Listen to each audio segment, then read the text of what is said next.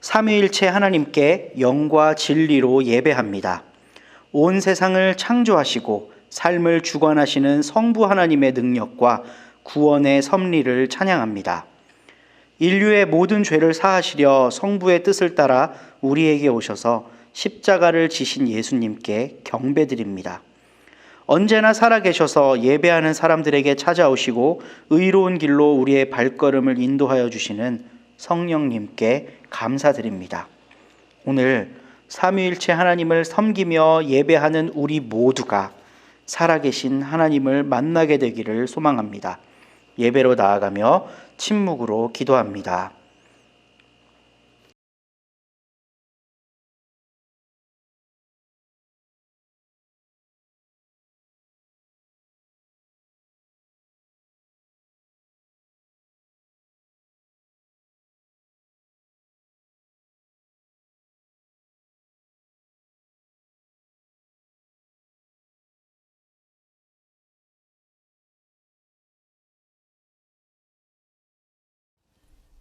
그는 물과 피를 거쳐서 오신 분인데 곧 예수 그리스도이십니다.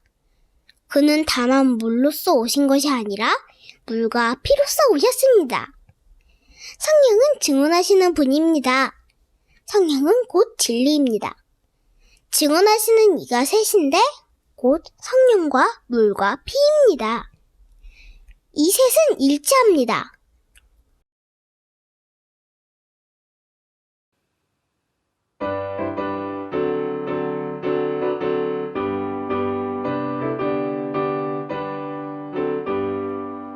주의 음성을 내가 들으니 사랑한단 말일세.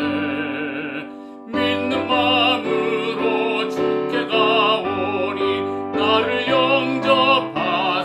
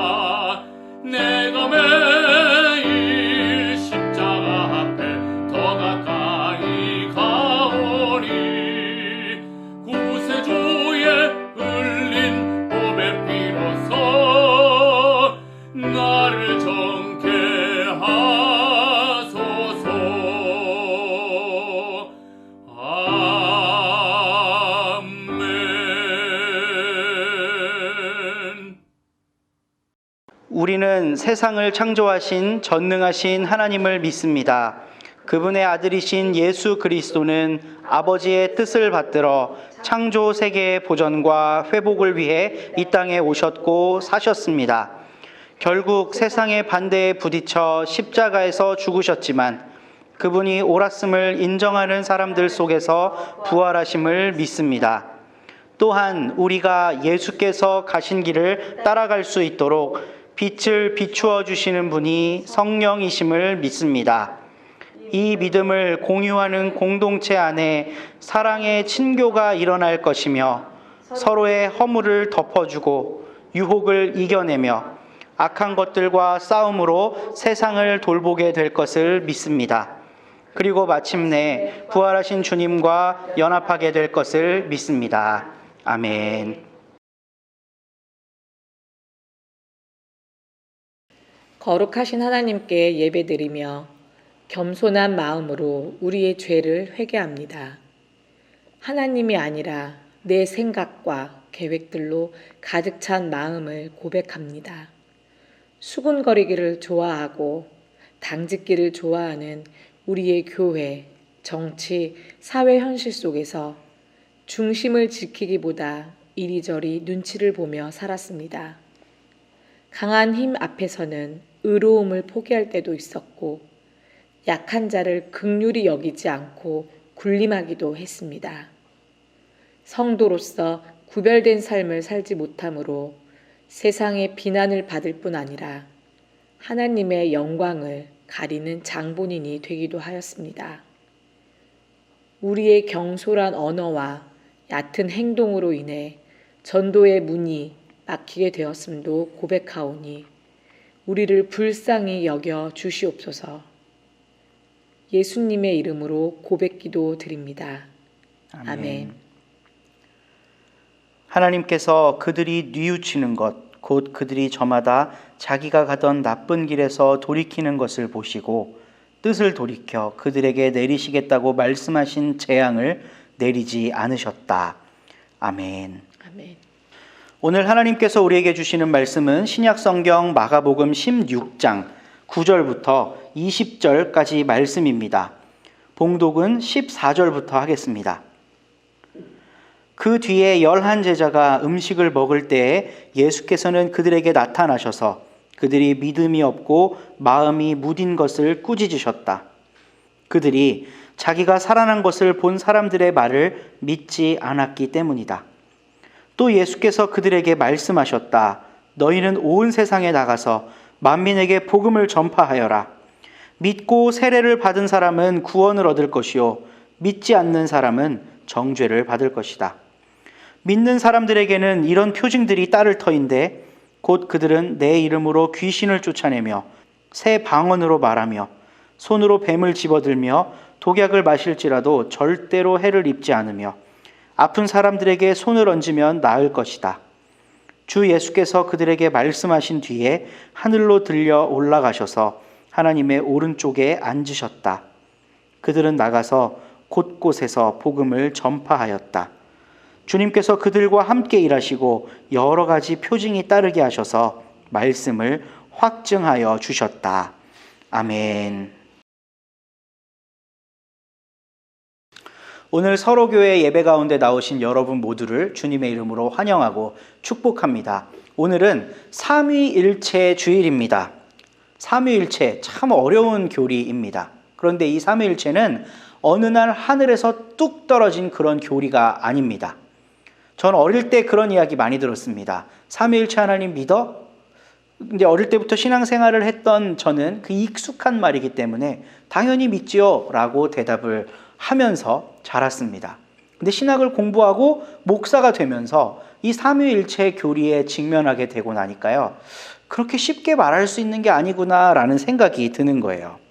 그래서 오늘은 이 삼위일체 주의를 맞아 삼위일체가 무엇인가 라는 것을 알아보고 그 다음 삼위일체 하나님을 섬기는 교회의 모습이 어땠는지를 본문 말씀을 통해 살펴보고자 합니다. 삼위일체 교리는요, 태초부터 있던 진리의 말씀이 아니에요. 좀 오해하실 만한 분도 있을 것 같은데요.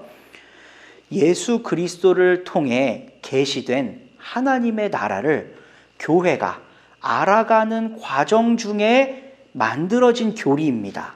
이게 아주 중요합니다. 어느 날 하나님이 사람들에게 음성을 쫙 들려주셔서 나는 삼위일체 하나님이다 믿어라 이렇게 하신 게 성경에 단 하나도 없어요. 딱 한 구절, 아버지와 아들과 성령의 이름으로 세례를 받고 이 구절이 있는데요. 아버지와 아들과 성령의 이름, 이게 삼위일체 교리를 말씀하신 거다라고 말하기도 좀 어렵습니다. 삼위일체 교리는 단순히 그런 게 아니거든요. 되게 복잡해요. 이 삼위일체가 뭐 이중 발출이니 뭐 어려운 용어들로 가득 차 있는 교리가 삼위일체입니다. 그런데요, 우리는 한 가지 생각해 볼 필요가 있어요. 적어도 1세기의 그리스도인들, 팔레스타인에서 처음 교회라는 걸 만들어서 함께 예배드리고 예수님을 따르던 그 무리들은 삼위일체라는 말 자체를 몰랐다는 것입니다. 오늘 마가복음을 우리가 읽었는데 마가복음도 마가 공동체 안에서 읽혀진 문서거든요. 최소한 처음 이 마가 공동체가 생겼을 때는 삼위일체라는 말이 없었습니다. 우리가 마가복음을 통해 계속해서 강조해왔던 원시 기독교, 그러니까 초대교회라는 말보다 좀 더 이렇게 더 원시적인 느낌으로 우리가 받아들일 수 있는 이 원시 기독교도요, 삼위일체 교리를 몰랐어요. 이런 것을 예로 들면서 기독교의 교리를 부정하려는 사람들도 있습니다. 여봐라, 삼위일체는 원래 없던 거다, 그거 뻥 아니냐 이러는 사람들도 있습니다. 그러나 그것은 옳지 않습니다. 그렇다면 우리는 삼위일체를 어떻게 받아들여야 하는가? 삼위일체는 그러니까 설명하려고 하면 할수록 미궁 속으로 빠져들게 됩니다. 셋이면서 하나이고 하나이면서 셋이다. 이게 도대체 무슨 말이란 말입니까? 역사 속에서 유일신교를 표방하는 아브라함 종교, 유대교, 가톨릭, 그리고 우리 개신교, 심지어 이슬람까지도 아브라함 종교에 속하거든요. 이 아브라함 종교는 유일신교예요. 근데 이 유일신교가 다신교 혹은 삼신교로 변화한 과정이다. 삼위일체 교리를 갖고 이렇게 해석하는 사람들도 있었습니다. 그리고 원래 한 분이신데 유일신인데 이 유일하신 하나님이 세 가지 역할을 한 것이다 라고 설명하는 신학자들도 있었습니다. 둘 중에 어떤 게 맞는 게 같으세요? 역사적으로요, 이 둘이 다 이단이었습니다. 유일신교가 다신교로 변하는 과정이라고 설명한 사람도 교회로부터 이단이라고 정죄받고, 하나인데 세 가지 역할, 그러니까 양태론이라고 하는데요, 이걸 세 가지 역할을 한 거다라고 이야기한 사람도 이단으로 정죄받았습니다. 저는 신학을 공부하고 성경을 연구하는 목사로서 이 문제에 대해서 나름 깊이 있게 심도 있게 고민을 한번 해봤습니다. 근데 결론이 없는 거예요. 결론을 어떻게 딱 명확하게 지을 수가 없어요. 삼위일체는 이거다라고 말할 수가 없어요. 그렇지만 이 삼위일체라고 하는 것은 교회가 생겨나게 된 배경, 그리고 그 교회가 발전하면서 이 세상 사람들에게 교회가 뭔지 설명하는 그 과정 중에 생겨난 것이다 라고 설명할 수는 있겠습니다. 결국 삼위일체라고 하는 건 역사 속에서 이해해야 한다는 것이죠. 교리적으로 이게 삼위일체야 라고 설명할 수 있는 방법이 없어요. 죄송하지만 그 어떤 훌륭한 조직신학자도 이거를 클리어하게 설명할 수가 없습니다. 그거 설명하면 바로 이단되는 거예요. 그래서 삼위일체는 역사 속에서 이해해야 한다라고 저 나름대로 고민을 해보았습니다. 초대교회는 다음과 같은 세 시대로 구분됩니다. 첫째는 사도시대, 둘째는 속사도시대, 그리고 셋째는 교부시대, 이렇게 구분이 됩니다. 사도시대는 말 그대로 예수님의 제자들이 살아서 직접 활동하던 시대를 이야기합니다. 그 다음 속사도 시대는요, 속사도라는 말은 사도의 제자란 뜻이거든요. 그러니까 뭐 예를 들면 베드로의 제자, 야고보의 제자, 이런 그룹들이 살아있을 당시를 속사도 시대라고 이야기를 해요. 이 두 시대의 특징이 무엇입니까? 예수님이나 예수님과 동고동락했던 제자들에 대한 기억을 갖고 있는 때인 거죠, 이때는. 이때는 성경이라는 게 필요가 없어요. 이들의 말이 곧 예수님의 말이었거든요. 예수님께서는 이렇게 말씀하셨어요. 우리 선생님께서 이렇게 말씀하셨어요. 하면서 옆에 사람들에게 전하면 되는 거예요.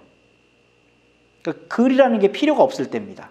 근데 사도시대, 속사도시대를 지나면서 교부시대에 접어들게 된 우리 교회는요, 일단 성도 수가 엄청 많아졌고 공동체도 다양해졌습니다.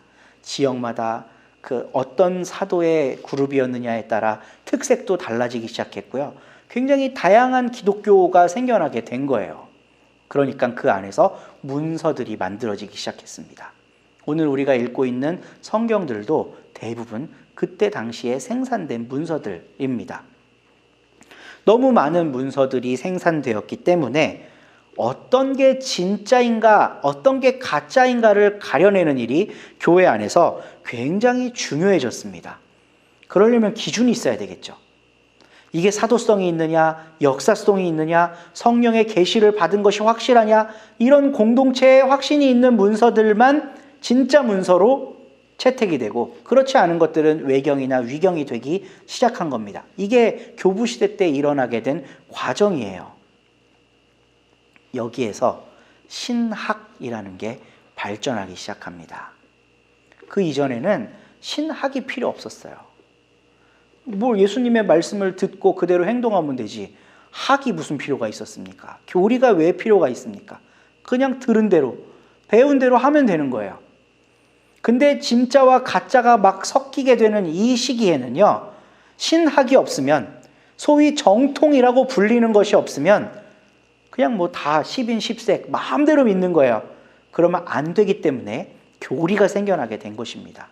이 신학이라는 게 처음 나오면서 등장한 교리가요, 예수 그리스도에 대한 것입니다. 예수가 과연 그리스도가 맞느냐? 그분이 하나님의 아들이시냐?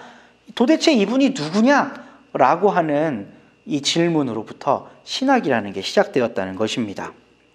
그분이 하나님의 아들이시다라는 합의를 이루어가는 과정이 바로 신학이라는 거예요. 교리화라는 거예요. 초대교회 최초의 성도들은요, 예수님이 하나님의 아들이십니다. 예수님이 무엇입니다. 예수님은 우리의 그리스도십니다. 독생자입니다. 이런 걸 암송할 필요가 없었어요. 배울 필요가 없었어요. 그냥 그분의 삶을 있는 그대로 받아들이고, 아, 그분이 옳았기 때문에 부활하셨다고, 난 이제 그분 믿을래. 그분처럼 살래. 이러면 끝이었어요.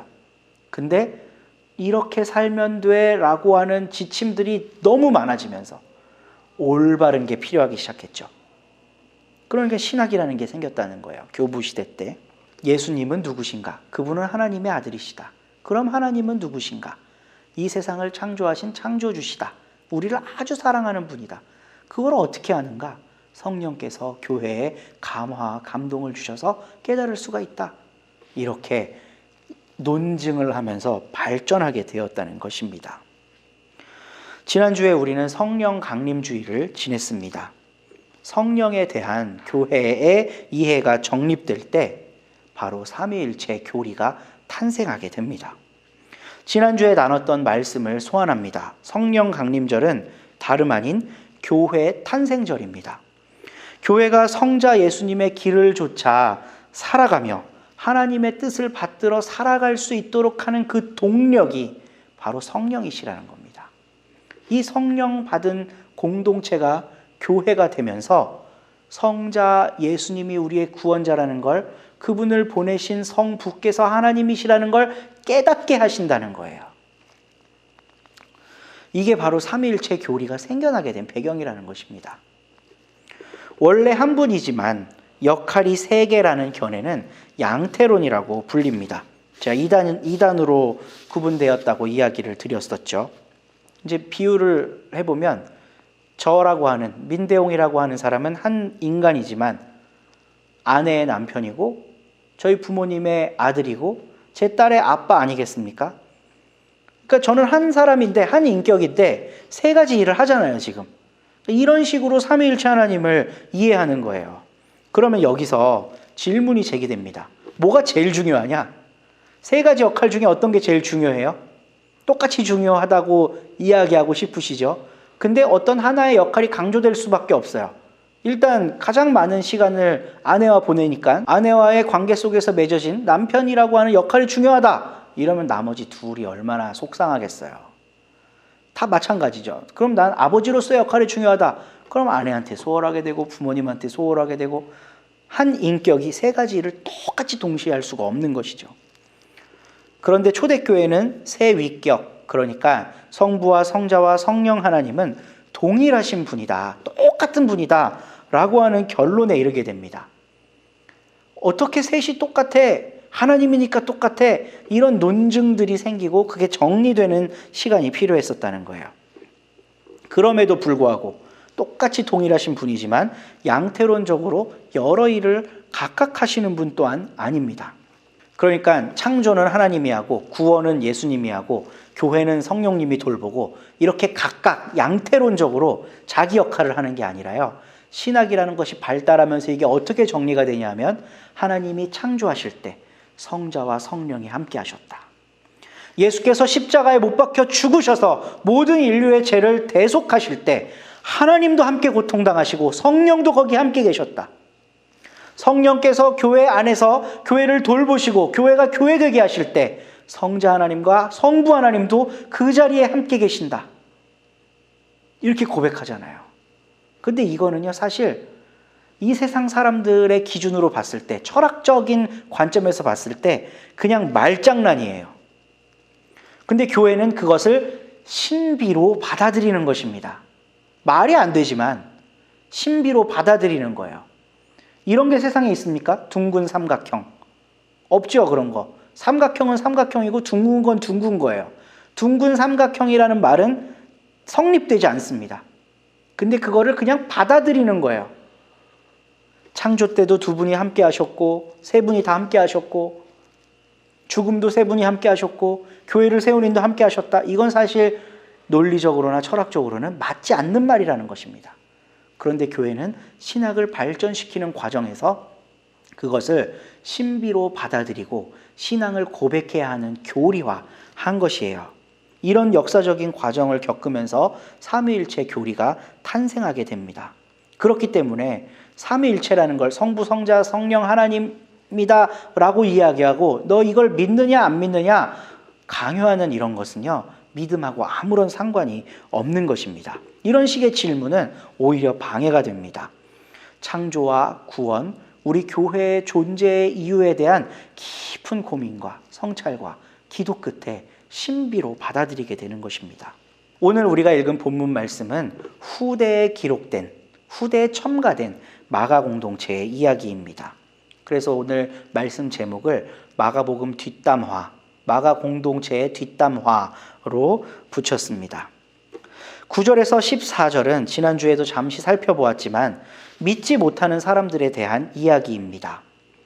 마가 공동체는 이 문제를 어떻게 풀어가야 할까 심각하게 고민하지 않을 수 없었습니다.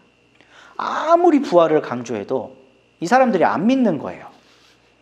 그러니까 보고 믿은 사람들에 대해 이야기를 하죠. 막달라 마리아, 예수님과 함께 지냈던 사람들, 제자들. 처음엔 이제 사람들과 제자들은 듣고선 믿지 않았다 그랬죠. 근데 그 자리에 부활하신 예수님이 나타나시니까 이들을 이제 그걸 안 믿을 수가 없게 된 거죠. 당신들한테 지금 가르치고 있는 저 사도분들이 예수님을 직접 본 사람들입니다 라고 마가가 지금 기록하고 있는 거예요. 사도시대, 속사도시대의 특성을 지금 보여주고 있다고 할 수 있습니다. 그럼에도 불구하고 그 사도와 속사도들이 직접 예수님의 부활을 증언함에도 불구하고 믿지 않는 사람들이 있는 거예요. 왜냐하면 그들은 부활하신 예수님을 본 적이 없거든요. 우리 19절 말씀 함께 읽겠습니다. 주 예수께서 그들에게 말씀하신 뒤에 하늘로 들려 올라가셔서 하나님의 오른쪽에 앉으셨다. 아멘. 그러니까 예수님은 이미 승천하셨기 때문에 볼 수가 없는 거예요. 이 신비로운 말씀을 우리는 비디오를 보는 것처럼 상상할 수도 있습니다.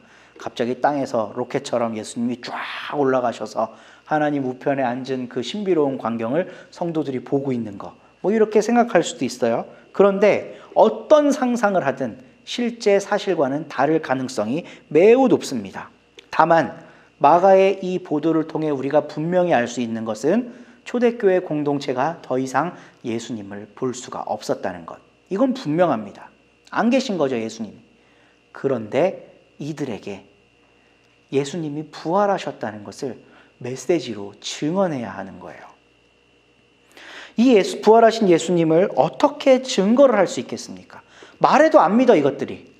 아무리 설명을 해도, 내가 봤다고 해도 안 믿는 거예요. 그러면 어떻게 하면 이 사람들에게 이걸 알려줄 수 있느냐? 우리 17절, 18절 말씀 읽겠습니다. 믿는 사람들에게는 이런 표징이 따를 터인데 곧 그들은 내 이름으로 귀신을 쫓아내며 새 방언으로 말하며 손으로 뱀을 집어들며 독약을 마실지라도 절대 해를 입지 않으며 아픈 사람들에게 손을 얹으면 나을 것이다. 아멘. 마가 공동체에는 예수님이 더 이상 계시지 않습니다. 그러나 그분의 부활을 믿는 사람들에 의해 놀라운 일이 일어났습니다. 귀신을 쫓아내고 새 방언을 말하고 뱀 집어도 안 죽고 독약을 마셔도 해를 입지 않고 아픈 사람들이 치유되고, 이 내용을 잘 보잖아요. 그러니까 어떤 독자는 예수님이 생전에 하신 일이네 라고 생각할 수도 있지만, 새 방언을 말하고 손으로 뱀을 집어들고 독약을 먹어도 죽지 않는 일은 복음서 그 어디에도 없습니다. 이 얘기는 어디 있냐면요, 사도행전에 나오는 이야기입니다. 사도행전은 바울행전이라고 불릴 만큼 바울 이야기가 많이 나옵니다. 초반부에 예루살렘에서 일어난 일들, 그리고 베드로가 이방인에게 복음을 전하게 된 경위, 요게 나오고 난 다음에 바로 스데반의 설교가 나오거든요. 그 이후부터는 쭉 끝까지 바울 이야기예요. 바울은 예루살렘에 있는 제자들의 입장에서 봤을 때 듣보잡입니다. 왜 듣보잡이냐? 그는 예수를 직접 만난 적이 없어요. 부활하신 예수님도 목격한 적이 없습니다. 자기는 이제 환상으로 봤다고 주장을 하지만 12제자 입장에서, 가룟 유다는 없으니까 11제자겠죠. 11제자 입장에서 얼마나 황당해요. 자기들은 직접 봤는데 바울은 그걸 못 봐, 그 자리에 없었잖아요. 근데 환상으로 다메섹에 가는데 쫙 빛으로 나타나셨다, 이렇게 이제 설명을 하니까 제자들이 그걸 어떻게 받아들이겠습니까? 속된 말로 구라라고 생각했겠죠. 그런데 놀라운 일이 일어나요. 예루살렘 중심의 공동체보다 훨씬 더 큰 복음의 사역자가 되는 겁니다. 안디옥 교회를 중심으로요, 그때 당시로서는 세계 전역을 돌아다니면서 교회를 세우고 복음을 증거해요.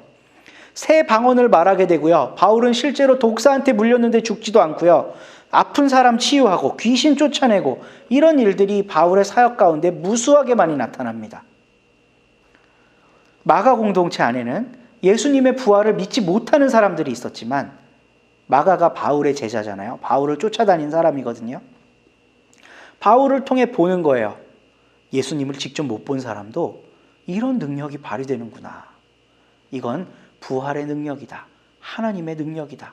저 안에 성령이 계시다. 이거를 보게 되는 거죠. 그리고 그 유산이 공동체 속에 남아 흐르게 되는 겁니다. 마가복음은 원래 9절 이전까지로 딱 끝나요. 16장 8절까지로 끝나요. 근데 이 교회가 흥왕하고 정말 성령을 통해서 하나님과 예수 그리스도가 오롯이 인식되는 이 공동체, 그 안에서 엄청나게 일어나는 수많은 신비와 기적들을 체험한 이 공동체는 그 뒷이야기가 필요했습니다. 그 뒷이야기가 바로 16장 9절 이후에 들어가 있는 것이죠. 그래서 오늘 우리는 마가복음을 이렇게 전체적으로 볼 수 있게 되는 겁니다. 이 뒤에 후대에 첨가됐다 이러면 또 은혜 떨어진다고 생각하는 분들이 있는데 절대 그렇지가 않습니다. 훨씬 더 은혜로운 일입니다. 어떻게 이런 일이 일어날 수가 있을까? 바울의 선교를 통해서요, 수많은 그리스도인들이 생겨납니다. 예수를 믿는다는 말은 그의 부활을 믿는다는 것과 동의어입니다. 그들은 한 번도 예수를 본 적이 없지만 지난주에 말씀을 나눈 바와 같이 부활을 대면하게 됐습니다. 부활하신 예수님을 만난 감격, 그 감격으로 살아가는 신앙의 여정, 그 여정을 함께 걷는 교회 공동체가 얼마나 큰 기적들을 보여주는지 삶으로 보여준 것입니다. 초대교회 성도들에게 있어서 믿음과 삶은 분리할 수 없는 것이었습니다. 믿는 것 자체만으로도 생명이 왔다 갔다 하는 시대를 살았기 때문입니다. 그 위협 앞에서도 꿋꿋이 신앙을 지킬 수 있었던 원동력은 다름 아닌 성령께서 인도해 주셨기 때문입니다. 성령의 사람은 이 세상 속에서 판을 치는 귀신의 세력을 몰아냅니다. 예수님이 군대 귀신 몰아낸 사건을 통해 보여주듯이 로마의 폭력을 통해 병들어 있는 그 세상, 군대가 장악하고 있는 세상을 치유하시잖아요. 귀신들을 쫓아내시잖아요. 언어가 달라도 괜찮습니다. 예수의 사랑은 언어를 초월하기 때문입니다. 다른 민족이어도 피부색이 달라도 나와 다른 지향을 갖고 있어도 예수 안에서 하나가 될 수 있다는 걸 초대교회는 경험했습니다. 각 지방에 사는 사람들이 다 모여서 각자의 말로 말했지만 그 안에 불편한 게 없었던 거예요. 모두가 다 소통하고 예수 때문에, 그분이 그리스도시라는 사실 때문에 하나가 될 수 있었던 것입니다. 말은 달라도 사랑은 통하기 때문입니다. 바벨탑에서 흩어진 언어의 조각들이 모여서 소통하게 됩니다. 뱀을 잡고 독약을 마셔도 죽지 않는다는 말은 오늘날의 감성으로 이해하기가 참 어렵습니다. 그렇지만 당시의 이 기록은 상당히 의미가 있었을 것입니다. 지금과 같은 의학이나 과학의 발전이 없었기 때문이겠죠. 그리고 사도행전에 보도된 바와 같이 바울은 독사에 물렸지만 살아났고 그것을 본 많은 사람들이 하나님을 경배하기 시작했습니다. 아픈 사람에게 손을 얹으면 낫는다는 것도 같은 맥락입니다. 초대교회는 이러한 신비로운 일들이 부활하신 예수님을 만날 때 나타나는 능력으로 고백했습니다. 그래서 마가는 제자들의 삶을 마지막으로 이렇게 그리고 있습니다. 20절 말씀 함께 읽겠습니다. 그들은 나가서 곳곳에서 복음을 전파하였다. 주님께서 그들과 함께 일하시고 여러 가지 표징이 따르게 하셔서 말씀을 확증해 주셨다. 아멘. 마가복음의 뒷이야기는 이렇게 마무리가 됩니다. 이들은요, 삼위일체라는 말을 몰랐어요. 그런 게 교리라고 생각해 본 적도 없습니다. 그런데 후대에 우리가 평가하건대 이들은 삼위일체 하나님을 받들며 살았습니다. 성자 예수님께서 그리스도시라는 걸, 그분이 옳았기 때문에 부활하셨다는 걸 받아들인 이 공동체. 소리로 들었을 때는 못 믿겠어요. 못 믿는 사람들이 너무 많아요. 그런데 그 공동체 구성원들의 삶을 통해 예수님 부활이 옳다는 게 확증된 거예요.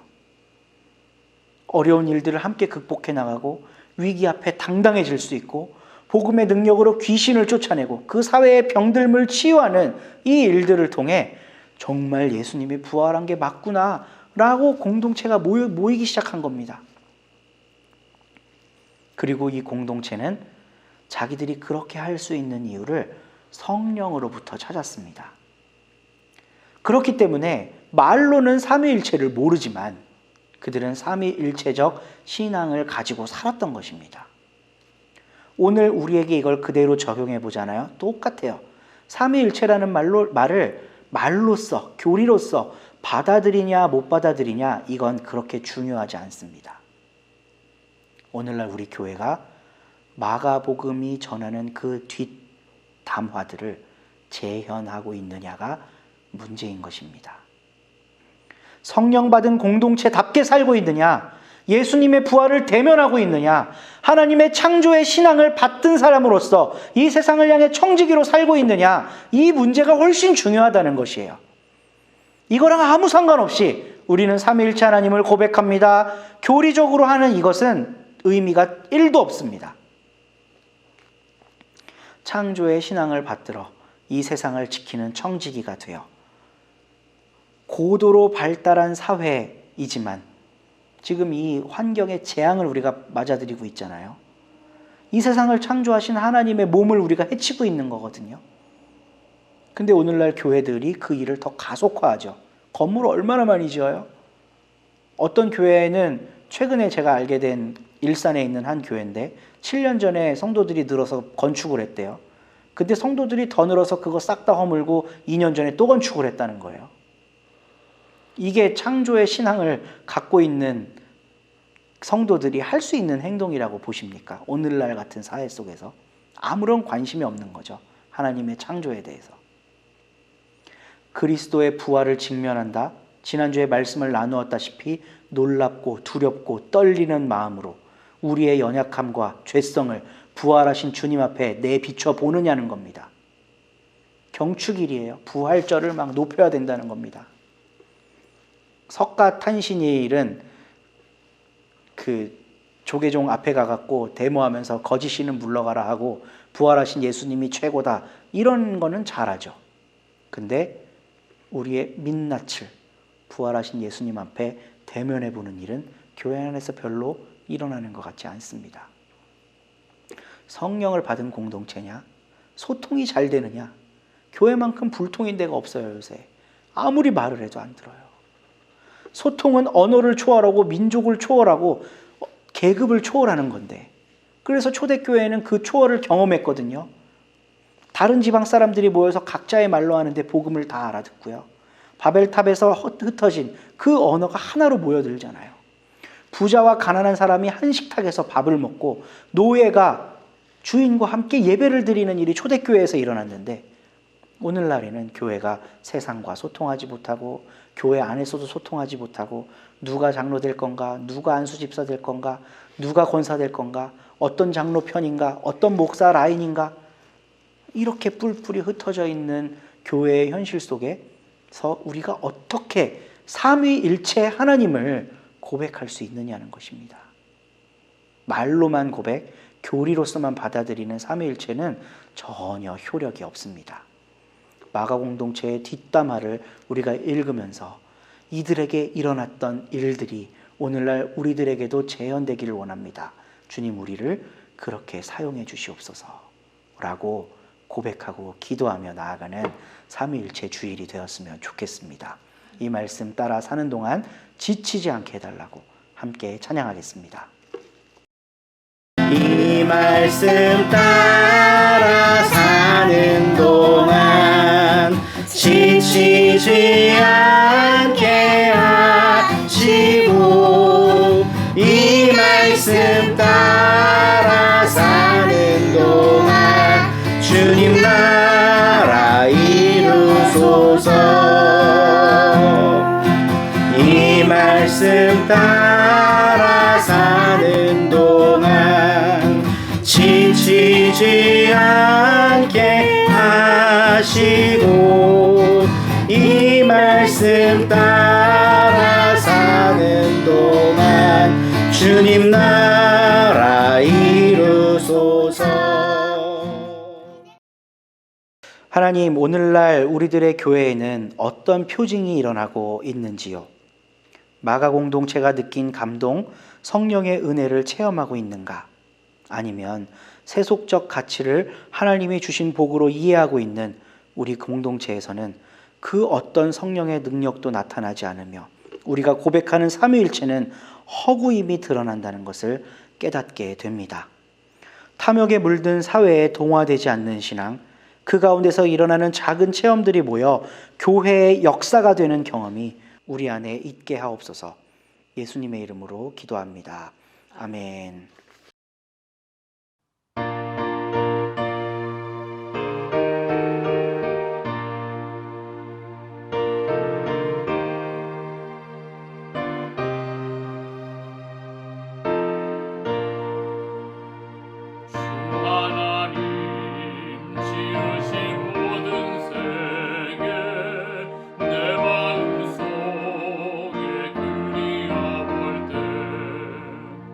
하늘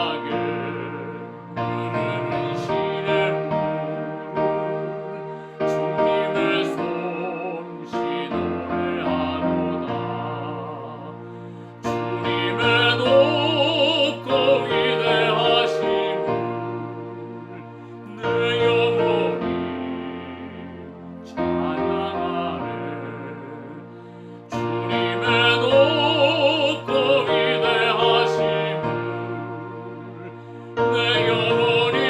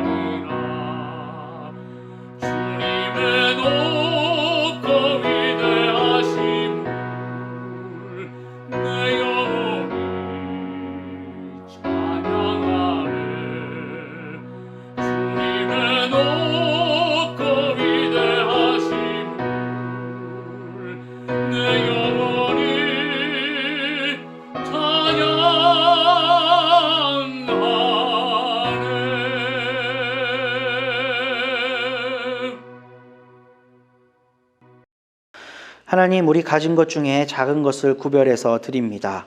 우리가 보물을 땅에 쌓지 않고 하늘에 쌓는 하늘 사람 될 수 있도록 도와주시옵소서.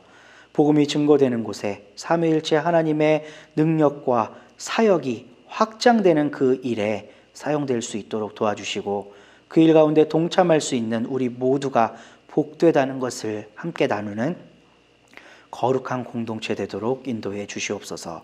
예수님의 이름으로 봉헌 기도 드립니다. 아멘. 예수님의 은혜와 하나님의 사랑과 성령의 사이좋게 지내게 하심이 삼위일체 하나님에 대한 신앙을 역사 속에서, 우리의 삶 속에서 체험하기를 원하는 모든 예배자들 가운데 지금부터 영원까지 함께 하시기를 축원합니다. 아멘. 예배를 마쳤습니다. 오늘 서로 공동체 예배에 참여하신 여러분 모두를 주님의 이름으로 환영합니다. 그리고 여러분들의 삶이 복되시기를, 이 삶에서도, 오늘만이 아니라 일주일간의 삶에서도 예배자가 되시기를 축복합니다. 오늘은 삼위일체 주일 교회력이고요. 그리고 우리 총회력으로는 농어촌 선교 주일입니다. 농촌, 어촌 지역에서 벽지에서 수고하는 많은 사역자들이 있고요. 힘든 교회들, 그들의 삶의 터가 있습니다. 관심을 갖고 기도하는 한 주간이 될 수 있었으면 좋겠습니다. 그러면 한 주간도 평안하시고 복되시기를 기도하겠습니다. 감사합니다.